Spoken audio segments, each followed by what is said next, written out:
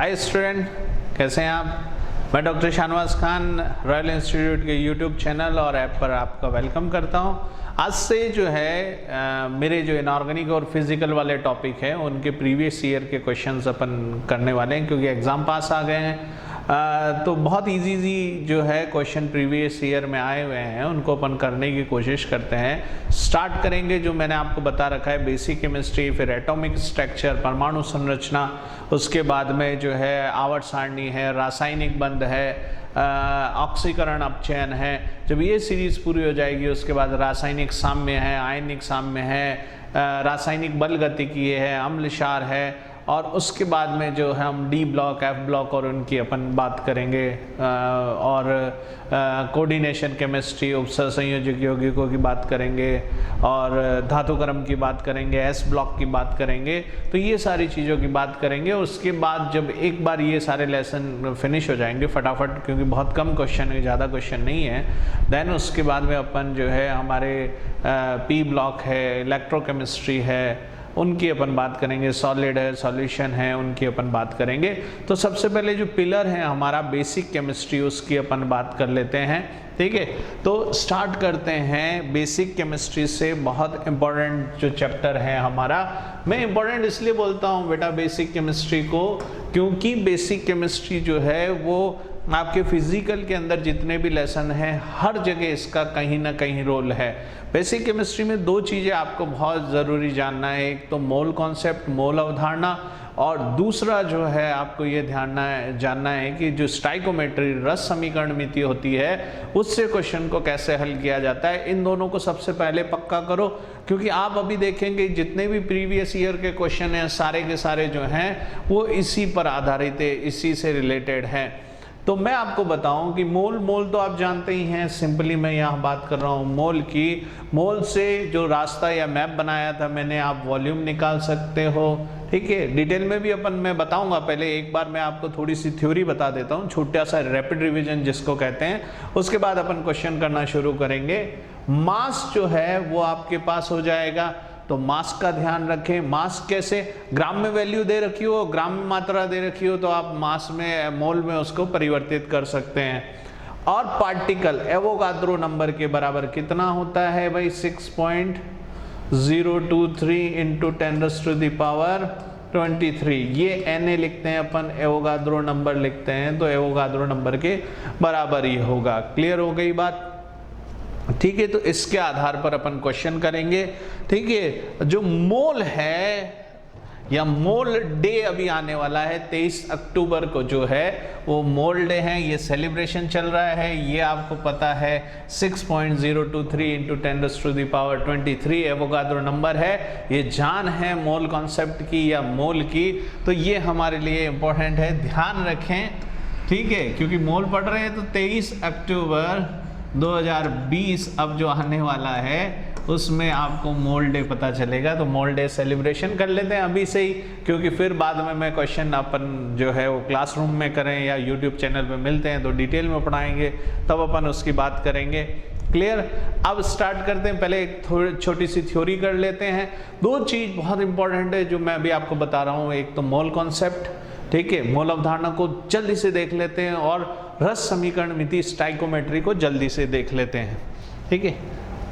तो यहाँ देखिए बेटा, ये मैं सारी चीजें मैं आपको बता चुका हूं कि मोल कॉन्सेप्ट बेसिकली है क्या, एक मोल आपको क्या क्या बताता है, एक मोल जो है आपको क्या बताएगा उसके बारे में इंफॉर्मेशन लेते हैं। सबसे पहले मोल जो है वो ग्राम में वेट के बारे में आपको बताता है। जैसे कोई एलिमेंट है तो उसका 1 ग्राम एटम ऑफ एलिमेंट, इसको भी मोल कहते हैं। तो मोल की दूसरी लैंग्वेज क्या हो गई है, 1 ग्राम एटम ऑफ एलिमेंट, 1 ग्राम परमाणु भार या 1 ग्राम परमाणु भार, ये भी किसको प्रदर्शित कर रहा है, ये मोल को प्रदर्शित कर रहा है। अगर मॉलिक्यूल है, अणु है, ठीक है, ये जो है अणु है, अगर, तो 1 ग्राम अणु भी जो है किसको प्रदर्शित करेगा, मोल को प्रदर्शित करेगा। और अगर कोई फॉर्मूला है तो उसका भी 1 ग्राम जो है किसको प्रदर्शित करता है, मोल को प्रदर्शित करता है। ये डिपेंड करता है कि चीज आपको क्या दी है। जैसे एटम की बात करूं, परमाणु की बात करूं, तो 12 ग्राम अगर आपके पास कार्बन है, 12 ग्राम कार्बन का मतलब क्या हो गया, 12 ग्राम कार्बन का मतलब 1 मोल कार्बन आपके पास में है। तो यहां देखिए 12 ग्राम कार्बन का मतलब 1 ग्राम आपके, 1 मोल आपके पास में क्या है, कार्बन है। सोडियम 23 ग्राम, 23 ग्राम का क्या मतलब हुआ, तो सीधा सीधा क्वेश्चन, 23 ग्राम का क्या मतलब है, 23 ग्राम का मतलब 1 ग्राम एटम किसका, सोडियम का। ग्राम एटम का मतलब मोल, मोल का दूसरा नाम है ग्राम एटम। कभी कभी अपन चक्कर में आ जाते हैं कि भाई ग्राम एटम मतलब ग्राम से कोई रिलेशन है, भाग लगाओ उसके अंदर, ऐसा नहीं है।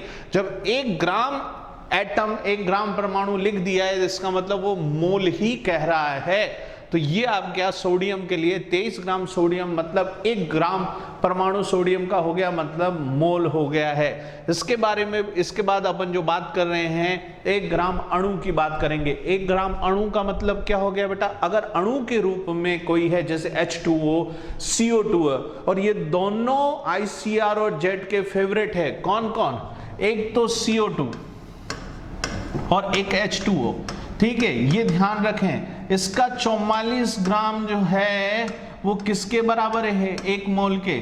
इसका 18 ग्राम H2O का वो किसके बराबर है, 1 मोल के बराबर है। और ये जल H2O और CO2 से क्वेश्चन बार बार पूछे जाते हैं। अभी आप देखेंगे कि इन्हीं से संबंधित क्वेश्चन बार बार आते हैं, इसलिए अपने को ध्यान रखना है ये क्या है। और आपके पास में अगर कोई फॉर्मूला है, जैसे NaCl हो गया, CaCO3 हो गया, तो 1 ग्राम फॉर्मूला भार जो होता है वो भी किसके बराबर होता है, 1 मोल के बराबर होता है। तो ये तो ग्राम में बात करी। अगर आपको कोई वेट जो है ग्राम में दिया हुआ हो तो कैसे बदलोगे मोल में, तो ग्राम में weight upon molecular weight. Molecular weight का मतलब क्या हो गया, परमाणु, अणु है तो अणु भार, परमाणु है तो परमाणु भार, जो भी भार है वो भार लगाइए तो आपको ये क्या देगा, ये आपको मोल दे देगा। 1 मोल निकालना आपको आता है। और 1 मोल का लीटर के अंदर कितना वैल्यू होता है, तो STP NTP पर लीटर का वैल्यू कितना होता है, 22.4 लीटर NTP पर होता है। STP पर थोड़ा अलग होता है, 22.7 होता है। उसकी डिस्कशन नहीं करेंगे, हमारे सिलेबस में नहीं है। हम केवल किसकी बात करेंगे, 22.4 लीटर। तो 1 mole is equal to 22.4 litre होता है। क्लियर हो गई बात, ठीक है। अब यहां देखिए पार्टिकल नंबर कितना होगा, 1 मोल में पार्टिकल नंबर होगा 6.023 जो है वो 1 मोल में पार्टिकल। अगर आपको पार्टिकल जो है वो दिए हुए हैं तो मोल तक जाना है तो आप क्या करोगे, डिवाइड कर दोगे तो मोल में चले जाओगे। ये सब मैं सारी चीज़ें आपको बता चुका हूँ। और जो बच्चे और जानना चाहते हैं तो YouTube पे भी मेरा एक वीडियो है, और बाकी ऐप पर जिन्होंने खरीद रखा है, जिन्होंने परचेज कर रखा है, वो आप देख सकते हैं। पुराने बच्चे जो है वो जानते ही हैं इसके बारे में, तो सारा मैंने एक मैप बना के बता रखा है। तो छोटी सी इंफॉर्मेशन है। तो अगर मैं कहूँ, ठीक है, 1 मोल ऑफ ऑक्सीजन एटम, तो 1 मोल ऑफ ऑक्सीजन एटम में कितने ऑक्सीजन एटम होंगे बेटा, तो 6.023 इंटू 10⁻23 जो है ऑक्सीजन एटम होंगे। 1 मोल ऑक्सीजन मॉलिक्यूल। अब मॉलिक्यूल की बात कर लें तो मॉलिक्यूल की बात भी 1 मोल है तो मॉलिक्यूल भी वही, एटम है तो एटम का मतलब वही, ठीक है। 1 मोल ऑक्सीजन एटम कितना है, उसका मतलब ये 1 मोल ऑक्सीजन मॉलिक्यूल कह दूं तब फिर ये H2O कह दूं तब भी ये। तो इस बात का आपको ध्यान रखना है।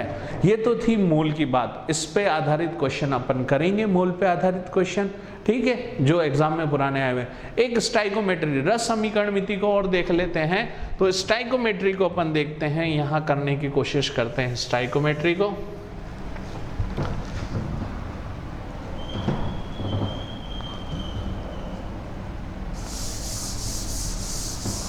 स्टाइकोमेट्री को बेटा बहुत अच्छे से समझ लेना, या तो मोल से क्वेश्चन आता है या स्टाइकोमेट्री से क्वेश्चन आता है। स्टाइकोमेट्री का एक एग्जांपल लेके चलते हैं अपन, तो आपको क्लियर हो जाएगा। जैसे मैं मेथेन का फॉर्मेशन कर रहा हूं, किसका फॉर्मेशन कर रहा हूं, मेथेन का फॉर्मेशन कर रहा हूँ, या CO2 बनाए, CO2 फॉर्मेशन कर दें। तो ये देखिए कार्बन लिया मैंने, ये ऑक्सीजन लिया और मैंने क्या कर दिया, CO2 फॉर्मेशन कर दिया। क्लियर? तो जैसे ही CO2 फॉर्मेशन किया तो मैं ये कहूँगा कि हमारे पास जो है ये कितना हो गया, 1 मोल स्टाइकोमेट्री, 1 मोल कार्बन, कितना मोल, 1 मोल O2 ऑक्सीजन के साथ क्रिया करके रिएक्शन करके कितना मोल बना रहा है, 1 मोल आपको दे रहा है क्या, CO2 दे रहा है। तो 1 मोल रिएक्ट कर रहा है 1 मोल से और 1 मोल। अब अमाउंट में दे दे, ग्राम में दे दे, तो 1 मोल का मतलब कितना ग्राम हो गया, कार्बन के लिए 12 ग्राम हो गया, 12 ग्राम। ऑक्सीजन के लिए कितना हो गया, 16 + 16 32, तो 32 ग्राम जो है वो रिएक्ट कर रहा है 12 ग्राम से, और 44 ग्राम क्या बना दे रहा है आपके पास में, CO2 बना दे रहा है। क्लियर हो गई बात? वॉल्यूम में अगर बात करें तो वॉल्यूम के अंदर क्या हो जाएगा, 1 mole is equal to 22.4 litre जो है वो 22.4 लीटर O2 से रिएक्ट करके 22.4 लीटर O2 से रिएक्ट करके 22.4 लीटर क्या बना रहे हैं, ठीक है, ये बना रहे हैं। ये सिंपल आपके पास में जो है इंफॉर्मेशन हो गई। एवोगाद्रो नंबर में देखें तो कितना एवोगाद्रो, Na के इक्वल हो जाएगा। Na क्या है भाई, Na को अपन क्या कहते हैं, 6.023 इंटू 10⁻23। क्लियर हो गई बात? ये क्या है, Na के इक्वल होगा, ये भी क्या है, Na के इक्वल होगा। तो इस तरीके से स्टाइकोमेट्री हमें बहुत सारी इंफॉर्मेशन दे देती है किस किस तरीके से रिएक्शन होगी, मतलब 1 मोल 32 ग्राम से रिएक्ट करके 22.4 लीटर, इस तरीके से आप प्ले कर सकते हैं। जैसे CO2 को अगर मैं डिफाइन करना चाहूं, यहां से भी स्टाइकोमेट्री पता चलती है। CO2 का कितना ग्राम होता है, 44 ग्राम होता है। 44 ग्राम में कार्बन कितना है भाई, 12 ग्राम है। ऑक्सीजन कितना है भाई, 32 ग्राम है। मीन्स 12 ग्राम 32 ग्राम से मिलकर क्या बना रहा है, 44 ग्राम बना रहा है। तो एक तो इस तरीके के ये जेट का फेवरेट है। ICR का फेवरेट क्या है, कंबंशन रिएक्शन, मतलब दहन वाली जो रिएक्शन है वो इंपॉर्टेंट है। कैसे इंपॉर्टेंट है वो देखते हैं, फिर उसके बाद बेटा क्वेश्चन करते हैं। एक्चुअली मैं आपको रिवाइज करा दे रहा हूं ताकि आप जो है क्वेश्चन को बहुत अच्छे से कर पाए। जैसे एक कंबंसेशन CH4 को हम ऑक्सीजन के साथ कंबंसेट कर रहे हैं, दहन कर रहे हैं। क्या कर रहे हैं, दहन कर रहे हैं। और जैसे ही दहन करेंगे क्या बनेगा, CO2 बनेगा और H2O बनेगा। जब भी किसी का दहन होता बेटा हाइड्रोकार्बन का, और हाइड्रोकार्बन के दहन के अंदर एक तो CO2 बनता है और एक जल बनता है, वाटर बनता है। अब संतुलित कर दें आप, कार्बन एक, सबसे पहले कार्बन देख लिया। हाइड्रोजन 4 है आपके पास में, इधर हाइड्रोजन 2 हैं, 2 हाइड्रोजन। तो इसको बैलेंस करने के लिए आपको क्या करना पड़ेगा, यहाँ 2 से मल्टीप्लाई करना पड़ेगा। ऑक्सीजन आपके पास कितना है, हाइड्रोजन मल्टीप्लाई हो गया, ऑक्सीजन आपके पास में कितना है, 2 है, और 2 है 4 ऑक्सीजन हो गया है। मतलब ऑक्सीजन को भी आपको किससे मल्टीप्लाई करना पड़ेगा, 2 से मल्टीप्लाई करना पड़ेगा। अब स्टाइकोमेट्री देखें, इसकी स्टाइकोमेट्री क्या हो जाएगी भाई, 1 मोल मीथेन कितने मोल, 2 मोल ऑफ ऑक्सीजन से रिएक्ट कर रहा है, कितना CO2 बना रहा है, 1 मोल CO2 बना रहा है, और कितना H2O बना रहा है, 2 मोल H2O बना दे रहा है। क्लियर हो गई बात बेटा? तो ये आपको स्टाइकोमेट्री तुरंत आपको कहेगा मेथेन के दहन में, कंबंसेशन में कितना ऑक्सीजन लगेगा, 2 मोल लगेगा 1 मोल मेथेन में। ठीक है, कितना CO2 बनेगा, 1 मोल बनेगा, कितना H2O बनेगा, 2 मोल बनेगा। ये क्वेश्चन जो है आपको पूछे जाते हैं। अगर ग्राम में देखें तो ये क्या है, 12 + 4 16 ग्राम। तो 16 ग्राम मीथेन को दहन करने के लिए, कंबंसेट करने के लिए हमें क्या चाहिए, 2 × 32 2 इंटू 32 ग्राम, ये आपके पास में क्या हो जाएगा, मतलब 64 ग्राम आपके पास में O2 होना चाहिए। और इससे कितना 44 ग्राम आपके पास में CO2 बनेगा, और 2 इंटू 18 ग्राम आपको जो है वो H2O होगा। 2 इंटू 18 ग्राम क्या होगा, H2O होगा। क्लियर दिख रहा है, ठीक है। तो ये आपके पास में दहन हो गया है। इस तरीके से आप इसको कर सकते हैं। ये स्टाइकोमेट्री। लीटर में बात कर ले बेटा, लीटर में जल्दी से लीटर में बात कर ले तो क्या हो जाएगा 22.4 लीटर। यहाँ क्या हो जाएगा 2 इंटू 22.4 लीटर। यहाँ क्या हो जाएगा 22.4 लीटर। यहाँ क्या हो जाएगा 2 इंटू 22.4 लीटर आपके पास में आ गया है। क्लियर। तो इस तरीके से आप ये भी कर सकते हैं, ठीक है। एक बार मैं चेक कर लेता हूँ कि सही से दिख रहा है या नहीं दिख रहा है, ठीक है। पूरा आ रहा है कि नहीं आ रहा है, यस पूरा आ जा रहा है। क्लियर, हाँ सारी चीज़ आ जा रही है, ठीक है। यहाँ अब नंबर में एवोगाद्रो नंबर में देखें तो यहाँ क्या हो जाएगा Na मीन्स क्या है, Na मीन्स आपको पता है एवोगाद्रो नंबर है। ये क्या हो जाएगा 2 इंटू Na, ठीक है। यहाँ क्या हो जाएगा Na, और यहाँ क्या हो जाएगा 2 इंटू Na, ठीक है। इस तरीके से स्टाइकोमेट्री। तो मोल कॉन्सेप्ट, मोल अवधारणा पे क्वेश्चन आते हैं और स्टाइकोमेट्री पे क्वेश्चन आते हैं। क्लियर हो गई बात। अब अपन आगे बढ़ जाते हैं बेटा, क्वेश्चन शुरू करते हैं। ये दोनों कॉन्सेप्ट जब आपने समझ लिए तो क्वेश्चन करना बड़ा आसान हो जाएगा। तो मैं हटाकर क्वेश्चन करना शुरू करते हैं, ठीक है। जब ये पुराने पेपर करें तो एक बार रिवाइज कर लें, ठीक है। बहुत जल्दी से अपन पुराने पेपर्स को कर देते हैं फटाफट, ठीक है। नेक्स्ट आपके पास में क्वेश्चन नंबर 1, ठीक है। जेट 2019 का क्वेश्चन कर देते हैं। बहुत सिंपल, जल का मोलर द्रव्यमान है। अरे भाई अभी देखा आपने मोलर द्रव्यमान, मोलर मास कितना है, CO2 का कितना है 44, H2O को कितना है 18 ग्राम। तो सिंपल सा क्वेश्चन, इससे इजी क्वेश्चन आ ही नहीं सकता है, ठीक है। तो सिंपल सा कितना हो गया 18 ग्राम। तो molar mass of water is 18 ग्राम। जैसे जो H2O होता है, H2O तो 16, ये 16 तो किसका हो गया ऑक्सीजन का, 2 ये हो गया, 16 प्लस 2 कितना हो गया 18 ग्राम हो गया है। तो 18 पॉइंट समथिंग, क्योंकि थोड़ा बहुत वो होता है, अपन 18 लेते हैं, अप्रॉक्सीमेटली 18 लेते हैं। तो ये आपका सिंपल सा क्वेश्चन 2019 बहुत ही प्यारा जीके टाइप का पेपर था।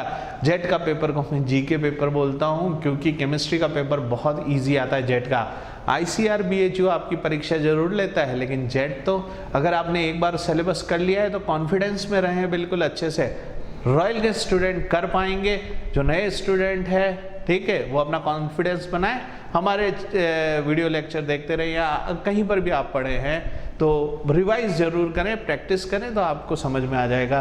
तो हमारे पास जो आ गया है ये जल का मोलर द्रव्यमान 18 सीधा। जैसे अगर क्वेश्चन अब आ जाए CO2 का मोलर द्रव्यमान कितना है 44। क्लियर। तो इस तरीके से आप मोलर द्रव्यमान की बात कर सकते हैं। जैसे सल्फर जो होता है वो किस में रहता है S8 के फॉर्म में रहता है। तो सल्फर का एक 32 है, तो 32 को 8 से मल्टीप्लाई करें, वो उसका मोलर द्रव्यमान हो जाएगा। फास्फोरस किस फॉर्म में रहता है, फास्फोरस P4 के फॉर्म में रहता है। हमेशा ध्यान रखें फास्फोरस किस में रहता है P4 के फॉर्म में। कैसा स्ट्रक्चर होता है, इस तरीके का स्ट्रक्चर होता है, ठीक है, कोनों पर रहता है इस तरीके से। ये फास्फोरस, ये फास्फोरस, ये फास्फोरस एक पतंग की तरह बन जाती है, और ये P4 के रूप में रहता है। बहुत ज़्यादा क्रियाशील होता है। वाइट फास्फोरस, सफ़ेद फास्फोरस का ये स्ट्रक्चर मैंने बताया है। तो ये आपके पास पहला क्वेश्चन था, ठीक है, बहुत ही सिंपल। कुछ बातें और भी कर ली है अपनों ने। आहा, बहुत ही प्यारा क्वेश्चन है।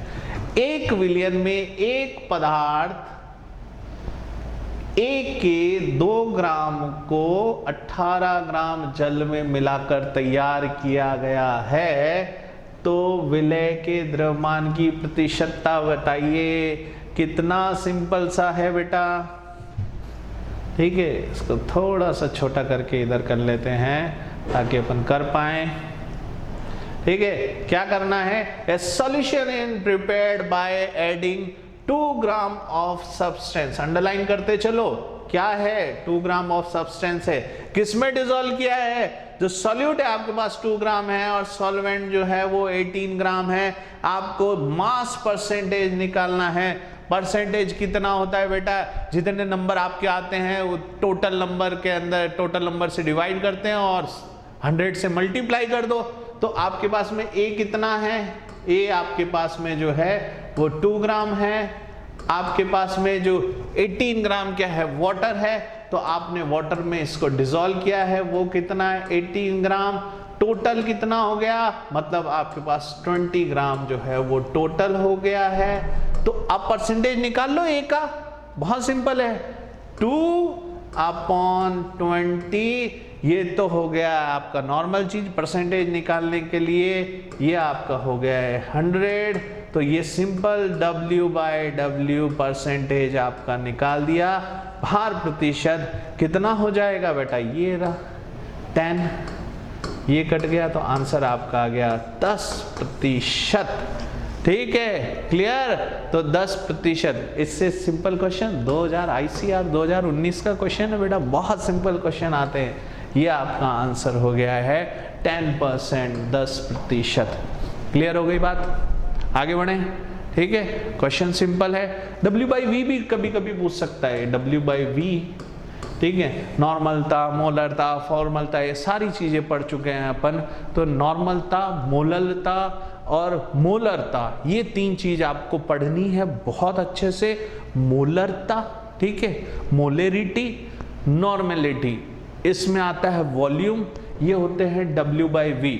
अगर इसको अपन देखें,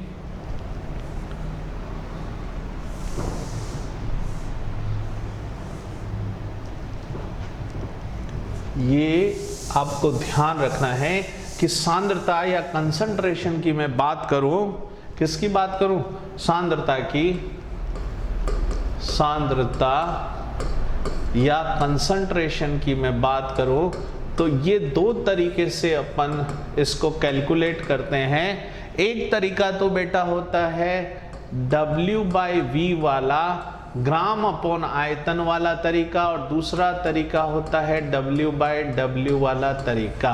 पहले तरीके में कौन आता है, मोलरता आती है, नॉर्मलता आती है, ठीक है, और ये दोनों जो है इसमें क्योंकि वॉल्यूम आता है, आयतन आता है, तो हमारा जो फॉर्मूला होता है PV = nRT। एक बहुत इंपॉर्टेंट क्वेश्चन करने जा रहे हैं जो कई जगह पूछा जाता है, ये वॉल्यूम किस पर डिपेंड है, टेम्परेचर पर डिपेंड है, तो तापमान का प्रभाव यहाँ जो है, तापमान या जो टेम्परेचर का इफेक्ट है वो बढ़ेगा, और कैसे बढ़ेगा, ये बढ़ेगा तो वॉल्यूम भी क्या होगा, इंक्रीज होगा, क्योंकि V = T है यहाँ। अगर ये समानुपाती है तो तापमान बढ़ने पर वॉल्यूम बढ़ेगा, और वॉल्यूम किधर है, देखो नीचे की तरफ है। अगर वॉल्यूम बढ़ता है तो मोलरता और नॉर्मलता में क्या आती है, कमी आती है, ये ध्यान रखना है। तो कौन ताप को प्रभावित करता है, ताप को जो है, ताप किसको प्रभावित करता है, मोलरता और नॉर्मलता को ताप प्रभावित करता है।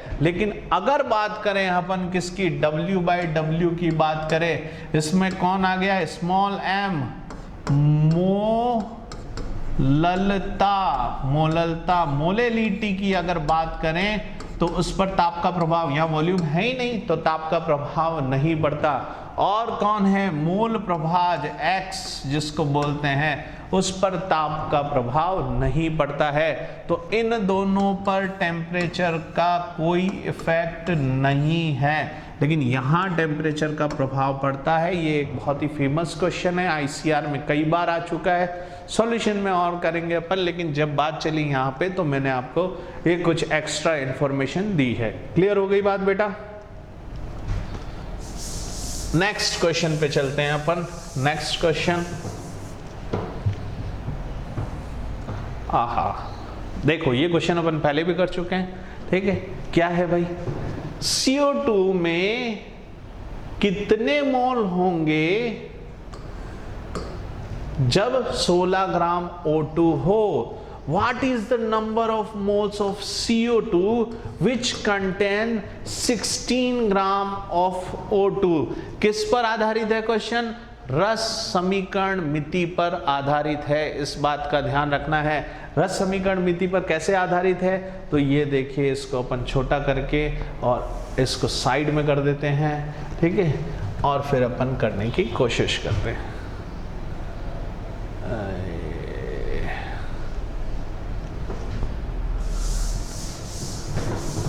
किस पर आधारित है? रस समीकरण मिति पर। देखो इधर, ये जो CO2 है, अभी अभी मैंने बताया कि ये CO2 जो है इसमें 44 ग्राम CO2 है और ये किसके बराबर है? 1 मोल के बराबर है। अब इसमें क्या है? इसमें 12 ग्राम तो आपके पास में कार्बन है और 32 ग्राम आपके पास में जो है वो ऑक्सीजन है। और 32 ग्राम ऑक्सीजन है तब ये 44 ग्राम हुआ है, 44 ग्राम तब ये 1 मोल हुआ है। अब हमने क्या कर दिया है? What is the number of moles CO2 which contain 16 gram of O2। तो जब 32 था तब 1 मोल था, 32 तब 1 मोल। अब आधा कर दो तो मतलब हमने क्या कर दिया? 16 ग्राम कर दिया। तो इसको भी आधा कर दो, 22 हो जाएगा और मोल भी क्या हो जाएगा? हाफ मोल हो जाएगा। तो हाफ मोल, जब 32 ग्राम था तो 44 है, 1 मोल है। जब 16 ग्राम O2 आपके पास रहेगा तो आधा मोल। आधा मोल का मतलब क्या हो गया? 0.5 मोल आपके पास में आंसर। कितना सिंपल है, जेट 2017 का क्वेश्चन यार, ठीक है, सॉरी 0.5 मोल। अब देखो ये गलती मत कर देना, 1/2 जल्दबाजी में हुई कि नहीं हुई? 1/2 का मतलब 0.5, 1/2 का मतलब 0.5। आंसर क्या हो गया? 0.5 मोल। क्लियर? ठीक है, तो ये सिंपल सा क्वेश्चन था, स्टाइकोमेट्री पे था, तो ये आपने कर लिया है जेट 2017 का क्वेश्चन। नेक्स्ट क्वेश्चन, ठीक है, क्वेश्चन क्या करा, पहले क्वेश्चन को समझने की कोशिश करते हैं। ये भी क्वेश्चन स्टाइकोमेट्री रस समीकरण मिति पर क्वेश्चन है और डरना नहीं है अगर इस तरह का कुछ जो है अलग तरीके के अकार्बनिक यौगिक इनऑर्गेनिक कंपाउंड लिखे हुए हैं। यदि 0.5 मोल, कितना सिंपल है बेटा, 0.5 मोल BaCl2 0.2 मोल Na3PO4 के साथ मिलाते हैं तो Ba3PO4 का होल ट्वाइस के अधिकतम मोलों की संख्या कितनी होती है? बहुत सिंपल क्वेश्चन बेटा। इंग्लिश में एक बार और देख लेते हैं। If 0.5 mole of BaCl2 is mixed with 0.2 mole Na3PO4, the maximum number of moles of Ba3PO4 whole twice that can be formed, जो बनेंगे, क्या करना है? पहले बैलेंस रिएक्शन लिखनी है, एक संतुलित समीकरण आपको लिखनी है। लिखें संतुलित समीकरण, तो सबसे पहले इसको कर देते हैं छोटा, ठीक है, कर देते हैं साइड में और संतुलित समीकरण लिखने की कोशिश करते हैं।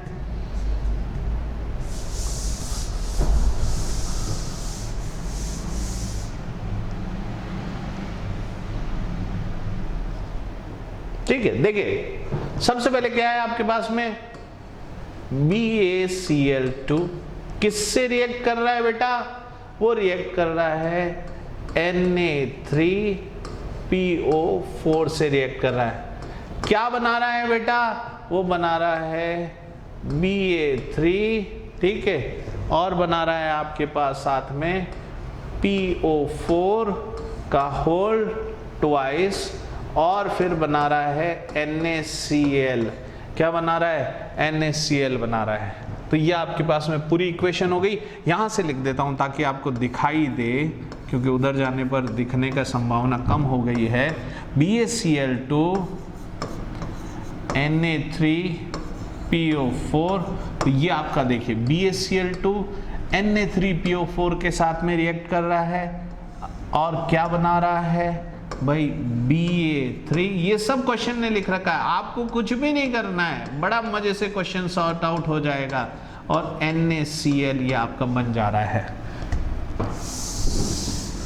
ठीक है। संतुलित कर लें सबसे पहले इसको,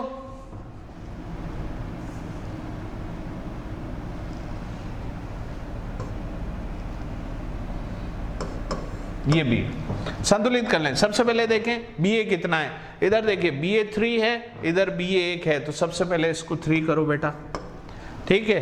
3 करते ही क्या हो जाएगा, ये 3 करते ही Ba बैलेंस हो गया, ये काम अपना हो गया। अब देखिए Na कितना है यहाँ पर, अब Cl कितना हो गया, Cl हो गया है 6, तो Cl को आपको बैलेंस करना है, तो Cl ये यहाँ पर 6 कर दिया आपने। Cl जैसे ही 6 किया तो Na क्या हो गया, 6 हो गया है। Na 6 हो गया है तो बैलेंस करो यहाँ पर, इसको बैलेंस 3 है यहाँ पर, तो बैलेंस करने के लिए ये 2 करोगे, संतुलित समीकरण तो करोगे। और P को देखो, P कितना हो रहा है, 2 हो रहा है, तो P बिल्कुल 2 है यहाँ पे। O कितना हो रहा है, 4 × 2 8 हो रहा है, तो ये यहाँ पे 8 हो रहा है। अब ये समीकरण संतुलित समीकरण हो गई है। तो अगर सिंपली अगर बात करें अपन इसके बारे में, तो ये कह रहा है कि 3 मोल अगर अपने पास में ये है और 2 मोल अगर आपके पास में ये है, तो कितना मोल बनाता है Ba3PO4 का होल ट्वाइस, ये कितना मोल बना रहा है, 1 मोल बना रहा है कि नहीं बना रहा है। सिंपल सा देखो, 3 मोल 2 मोल 1 मोल, ये स्टाइकोमेट्री रस समीकरण मिति हो गई है। अब यहां देखिए ये कह रहा है कि हमारे पास तो लेकिन 0.5 मोल ही है, 3 मोल की जगह ये कितना मोल है, 0.5 मोल।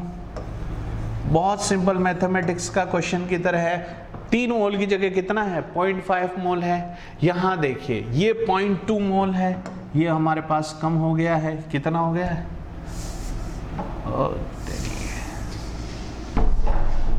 ये वापस से लिखना पड़ेगा अपने को, ठीक है। ये यहाँ पे हो गया है, वापस से लिखते हैं इसको, हल्का सा कितना वापस से लिखें भाई, BaCl2 प्लस Na3PO4, ठीक है। Na3PO4 कितना बैलेंस किया था भाई, इसको 3 किया था, इसको कितना किया था, 2 किया था, और ये बैलेंस इक्वेशन, ये कितना मोल था भाई, ये 1 मोल था, ये कितना मोल हो गया बेटा, ये 2 मोल हो गया।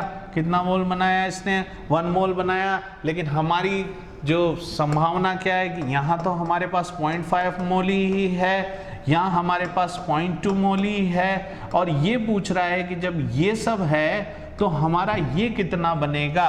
तो देखिए सिंपल सी मैथमेटिक्स, एक तो ये कम है, ये ज्यादा है, तो ये सीमा कारक है, ठीक है। ये कौन हो गया, ये आपको क्या कर देगा, लिमिटिंग रिएजेंट के फॉर्म में काम करेगा।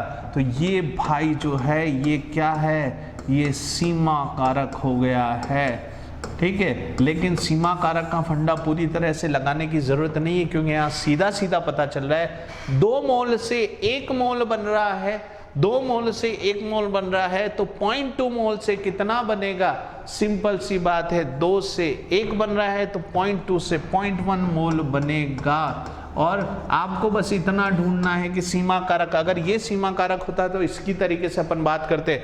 देखो ये तो 3 चाहिए, ठीक है, तो यहाँ 0.5 है, 0.5 के मुकाबले यहाँ 0.2 है, तो ये तो ज़्यादा है, ये कम है।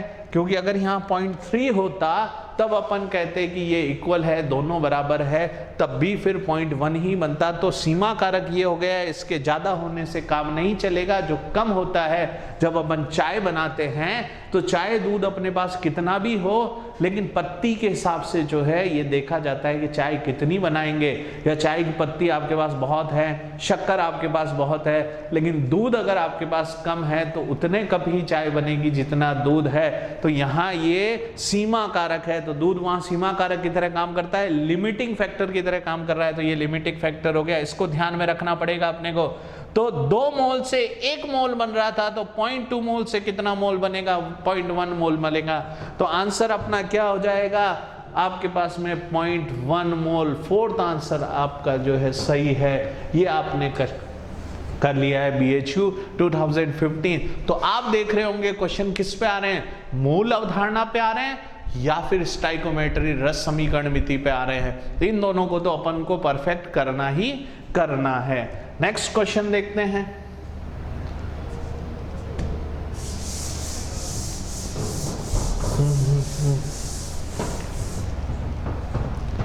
आहा, देखिए कितना प्यारा क्वेश्चन है। अब ये मोल कॉन्सेप्ट है, ऐसे रस समीकरण भी आ रहा है और दूसरा मोल कॉन्सेप्ट भी आ रहा है। क्वेश्चन किसका है? BHU 2014 का क्वेश्चन है, ठीक है।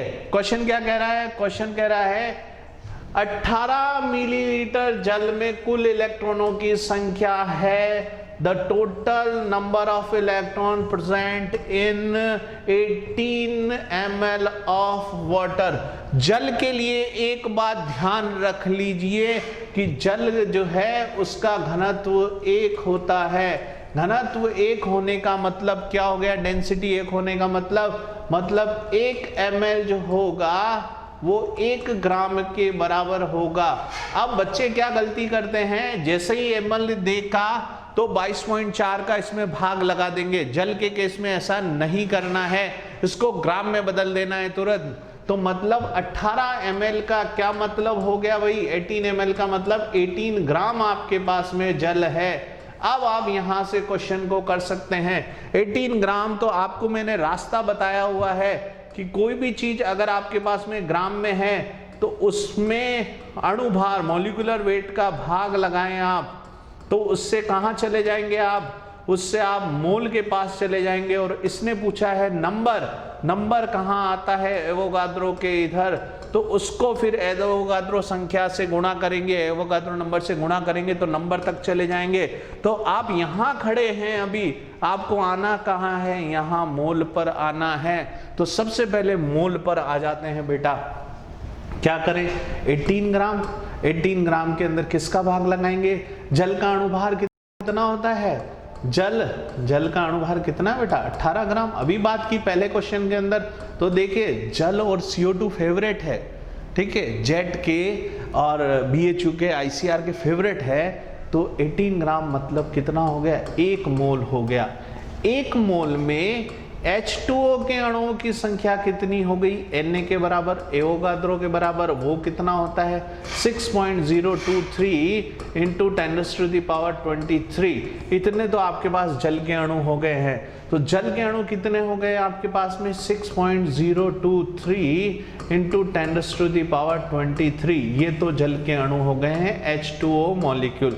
लेकिन इसने एक चीज आगे पूछी है, ये क्वेश्चन मैं हमेशा क्लास में कराता हूं बेटा, ठीक है, हमेशा जल से ही शुरुआत करता हूं, वाटर से ही, ताकि आपको कभी भी दिक्कत ना आए। इलेक्ट्रॉन प्रेजेंट इन, तो एक जल के अणु में इलेक्ट्रॉन कितने हैं? ये देखें, हाइड्रोजन में कितने हैं? 2 इलेक्ट्रॉन, ठीक है। ऑक्सीजन में कितने हैं? 8 इलेक्ट्रॉन। टोटल इलेक्ट्रॉन कितने हो गए? 10 इलेक्ट्रॉन। तो मतलब एक मॉलिक्यूल में 10 इलेक्ट्रॉन हैं। तो हमारे पास मॉलिक्यूल कितने हैं? एवोगाद्रो संख्या के बराबर। तो आपको क्या करना पड़ेगा? इसको 10 से गुणा करना पड़ेगा। और जैसे ही 10 से गुणा करेंगे तो फाइनली हमारे पास जो चीज आ गई है वो क्या आ गई है कि आपको हमारे पास जल के जितने मोल हैं उसको 10 से गुणा कर दें तो जल के जो आपके पास अणुओं की संख्या है, आपके पास कितना है? 1 मोल जल है 18/18, और वो किसके बराबर है? वो Na के बराबर है। और Na कितना है? 6.023 इंटू 10⁻23। और ये तो क्या हुआ? H2O के अणु हैं, और एक H2O में इलेक्ट्रॉन कितने हैं? 10 इलेक्ट्रॉन है। तो 10 को मल्टीप्लाई करें तो कितना हो जाएगा? आपका आंसर आएगा ये 6.023 इंटू 10⁻24, क्योंकि एक 10 बढ़ गया है। क्या ऐसा आंसर कहीं है? तो देखिए ये 23, ये रहा 24। तो answer number 3, the total number of electron present in 18 ml of water. तो वाटर जब भी हो 18 ml को ग्राम में, तुरंत ग्राम में कन्वर्ट कर दें, ठीक है। तो ऑप्शन कौन सा हो गया आपका? 3rd ऑप्शन राइट है। एक क्वेश्चन बहुत फेमस है, 1 लीटर, ठीक है, 1 लीटर का मतलब कितना ml हो गया? 1000 ml का अंदर जो वाटर के मोल्स हैं वो कितने मोल्स हैं? तो इसको तुरंत क्या कर दें? ग्राम में बदल दें। तो ये कितना ग्राम हो गया? ये 1000 ग्राम हो गया। मोल में बदलो तो 18 से डिवाइड कर दोगे आप, तो कितना मोल आएगा? 15.5 मोल आपके पास में आएगा। और वाटर के नंबर की बात करोगे तो क्या हो जाएगा? 15.5 इंटू Na। ये भी क्वेश्चन मार्केट में बहुत चल रहा है आजकल। तो 1 लीटर में 1000 ml है, 1000 ml का मतलब कितने ग्राम हो गए, 1000 ग्राम हो गए। और इस 1000 ग्राम को मोल में कन्वर्ट करना है तो 18 से आपको डिवाइड करना पड़ेगा। तो 1 लीटर का मोलर कंसंट्रेशन कितना हो गया, 55.5 मोल हो गया। और वो आपके पास में Na इससे मल्टीप्लाई कर देंगे तो नंबर आ जाएगा। तो ये क्वेश्चन जो है बहुत सिंपल सा क्वेश्चन था। क्वेश्चन है BHU 2014 का। क्लियर हो गई बात बेटा? तो ये क्वेश्चन जो है आप देख सकते हैं, ठीक है, स्नैपशॉट ले सकते हैं इसका। आंसर नंबर 3 इसका राइट था। क्लियर?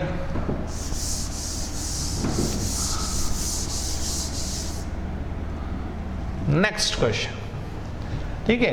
क्वेश्चन क्या है, 4 ग्राम गैस STP पर 2.24 लीटर जो है आयतन घेरता है, वह गैस हो सकती है। कौन सी गैस हो सकती है? तो सिंपल सी बात है बेटा, 22.4 लीटर होता तो किसके बराबर होता, 1 मोल, मतलब अणुभार के बराबर होता। ठीक है, ये देखिए 4.4 ग्राम, यहाँ क्वेश्चन में थोड़ा सा मिस्टेक है। ये कितना है, 4.4 ग्राम। ठीक है, ये टाइपिंग मिस्टेक हो गया है, ये 4.4 ग्राम होना चाहिए। ठीक है, 4.4 gram of gas at STP occupy A volume of 2.24 litre. The gas can be, कौन सी गैस हो सकती है?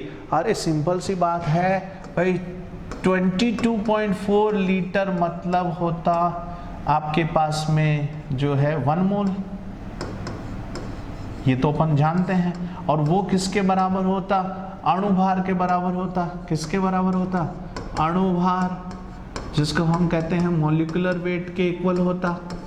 ठीक है, अब ये कितना है आपके पास में भाई, एक डॉट इधर लिया है तो 2.24 लीटर है, तो मतलब ये कितना हो जाएगा, 0.1 मोल हो जाएगा।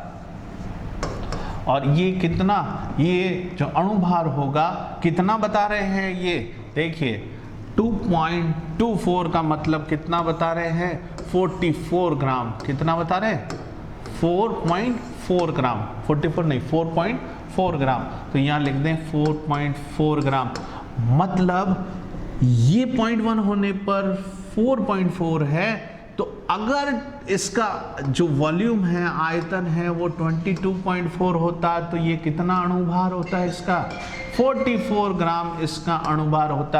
अब 44 किसका है बेटा, तो मैंने कहा कि CO2 वाटर पे क्वेश्चन आते हैं तो सिंपल देखो, O2 का कितना होता है 32, सबका कैलकुलेट करेंगे तो आपके पास केवल CO2 का आएगा। CO2 का कितना होता है बेटा, 44 ग्राम। ठीक है, ये CO2 कितना है, 44 ग्राम। क्लियर हो गई बात बेटा? सिंपल सा क्वेश्चन। नेक्स्ट क्वेश्चन की अपन बात करते हैं।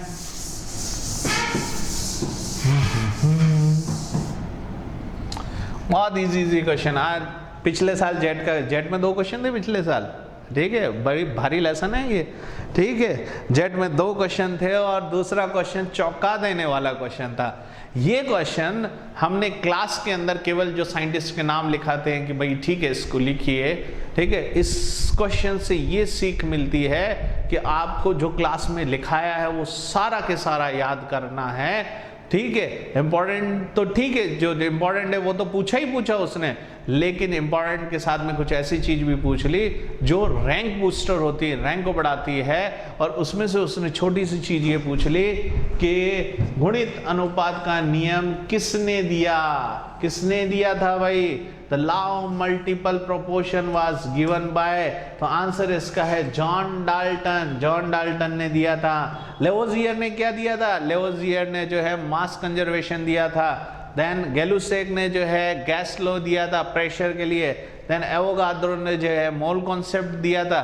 तो ये सारी चीजें जो है आपको ध्यान रखनी है। तो कौन सा कॉन्सेप्ट किस साइंटिस्ट ने दिया है ये भी आपको पता होना चाहिए। बहुत सिंपल सा क्वेश्चन था। जॉन डाल्टन ने जो है क्या लॉ क्या है बेटा, ये गुणित अनुपात का, मल्टीपल प्रोपोर्शन का लॉ क्या है कि भाई 2 जब कंबाइन होंगे तो वो अपने मल्टीपल प्रोपोर्शन में हो सकते हैं, जैसे CO है और अगर एक और इसके साथ ऑक्सीजन ऐड होगा तो वो CO2, मतलब यहाँ देखिए ये 16 है, ये 32 है, तो यहाँ एक तो फिक्स हो गया, ये 12 ग्राम है, ये 12 ग्राम है, तो यहाँ देखें 12 से ये ऑक्सीजन 16 जा रहा है, फिर एक और ऐड किया तो 12 से कितना आ रहा है, 32 आ रहा है, तो मल्टीपल में नहीं हो गया, 16 इंटू 2 32 हो गया, तो ये मल्टीपल के अंदर हो गया।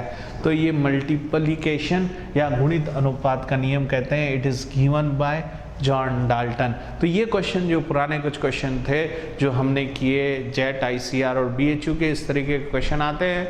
मोल कॉन्सेप्ट के क्वेश्चन जो है कुछ क्वेश्चन हमने करा दिए हैं, इसी तरीके के क्वेश्चन सारे के सारे आए हुए हैं, तो आप प्रैक्टिस करें इसकी बहुत अच्छे से। तो आपने देख लिया 2 ही जगह से क्वेश्चन आ रहे हैं अधिकतर, कहाँ से, एक स्टाइकोमेट्री रस समीकरण विधि से और दूसरा जो है मोल अवधारणा से क्वेश्चन आ रहे हैं। क्लियर हो गई बात बेटा? तो आप जो है इसकी प्रैक्टिस करें। नेक्स्ट लेसन एटॉमिक स्ट्रक्चर के साथ में अपन मिलेंगे नेक्स्ट वीडियो के अंदर, और उसके पुराने क्वेश्चन करेंगे और देखेंगे कि किस किस तरीके के क्वेश्चन आते हैं, कहाँ से इम्पोर्टेंट जो है वो पिक होता है। तो हमेशा जो है इम्पोर्टेंट ही रहता है। 3-4 एक लेसन में 2-3 इंपॉर्टेंट होते हैं केमिस्ट्री में, एक जगह से क्वेश्चन आ जाता है तो दूसरी जगह से, तो 8-10 पॉइंट में से 2-3 पॉइंट ऐसे होते हैं जहाँ से क्वेश्चन हमेशा आते हैं और वो हमेशा डोमिनेंसी रखते हैं लेसन के अंदर। तो हम हर चैप्टर जब करेंगे तो उसके साथ में ये भी बताता रहूँगा कि ये चीज़ इम्पॉर्टेंट है हमारे लिए और इसको करके जाना ज़रूरी है।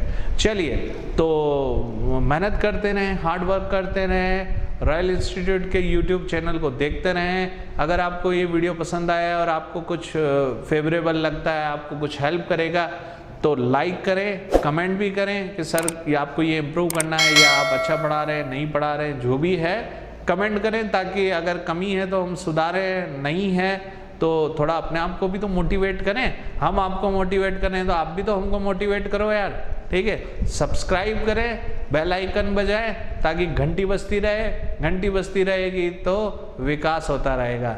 चलिए, तो रॉयल इंस्टीट्यूट के YouTube चैनल और ऐप से मैं अलविदा लेता हूं, आपको यहाँ छोड़ के जा रहा हूँ। नए लेसन के साथ में फिर से क्वेश्चंस के साथ में मिलेंगे, तब तक के लिए टेक केयर, गुड बाय, शब्बा खैर।